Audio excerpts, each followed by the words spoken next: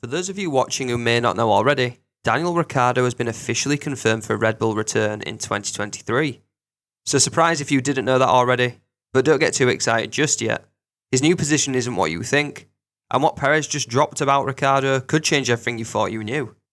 This is one you don't want to miss, guys, so sit back, relax, stroke your cat like Dr. Evil, and be sure to like and subscribe for more off-season Formula 1 content.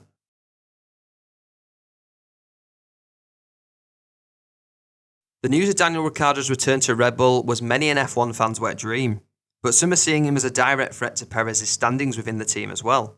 With the added tension in the closing race of the season between Verstappen and Perez, many have questioned whether or not we could see Ricciardo back in a first driver role sooner than expected. But let's not get too far ahead of ourselves. Ricciardo's career took a pretty severe nosedive with a move to McLaren, and Ricciardo is looking at 2023 as a chance to recuperate and find his fire for Formula 1 again, whilst taking a year out from the race seat. And as he said prior to the Red Bull move, everything had become too much as he piled on the pressure to himself, and the pressure from the team, and the fans. But the plan is to make a real comeback in 2024, which is when Perez's contract, funnily enough, is due for renewal. Well, at the end of 2024, that is. But we have seen contracts pulled from Red Bull drivers in the past. Now, Ricciardo is not your typical reserve driver. That position is normally set aside for rookies coming up from Formula 2. But with Ricciardo comes many years of experience and 8 race wins. Red Bull like to have options, and Ricciardo is definitely a very strong option to have. And many believe he was brought in to help keep the pressure on Perez to keep him performing as he has been. So from the perspective of Sergio Perez, you may think that he feels threatened by Ricciardo, or that he is there to take his seat away from him. So it was quite a surprise to me to find out that no, what Perez had to say in regards to Ricciardo's Red Bull return was quite the opposite, in fact. And he was quoted as saying, "I'm very relaxed. We live under a lot of pressure all the time. It doesn't change anything from my side. I think it's a great achievement for the team to have a driver like Daniel. He's going to contribute a lot to our team. He's a great guy. He's one of the guys I get on the most with in the paddock. It's great to have Daniel in the team. And from my side, it doesn't change anything."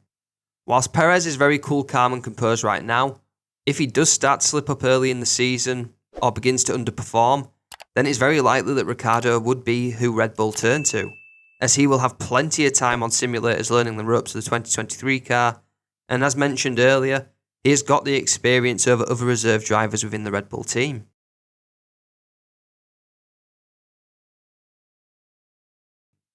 It's been suggested in the past that Verstappen has a lot of say in regards to what happens in the team, so naturally it is very likely that he will have a say in who he chooses as his teammate as well. Verstappen and Ricciardo have had their own comings together in the past, but the two are good friends and Verstappen does not hide that fact either. But as mentioned earlier, as we headed towards the end of the season, things became heated between Perez and Verstappen, especially at the Brazilian Grand Prix, where Verstappen refused team orders and Perez stated he showed who he really is.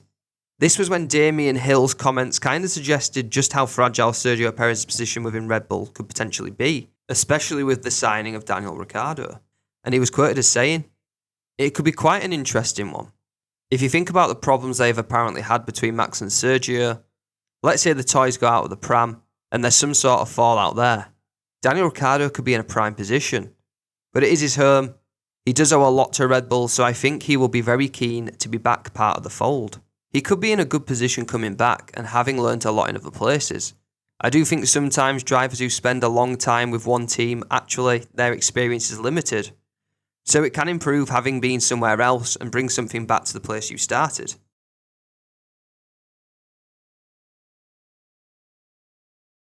Sergio Perez also found himself in the crosshairs of Helmut Marko towards the end of the season, where he claimed the reason for Red Bull not achieving a 1-2 finish in the Drivers' Championship was all down to Sergio Perez, who has not been holding up his side of the deal for why he was signed by Red Bull, for being the tyre whisperer.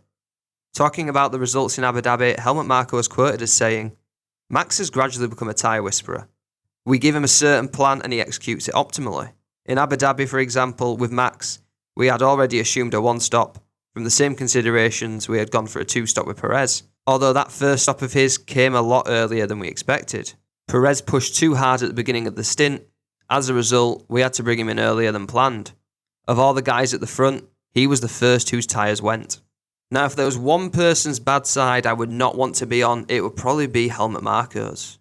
But no matter how you look at the situation, Both drivers are where they want to be heading into 2023 right now. Ricciardo is looking to rediscover his fire for Formula 1, and right now Perez is in a position that he needs to be to prove that he's still the man for the job and potentially push for a championship himself. But what do you guys think? Let me know your thoughts in the comments below. But that's going to be the video for me today, guys. Remember to like and subscribe if you enjoyed today's video, and until the next time, bye bye.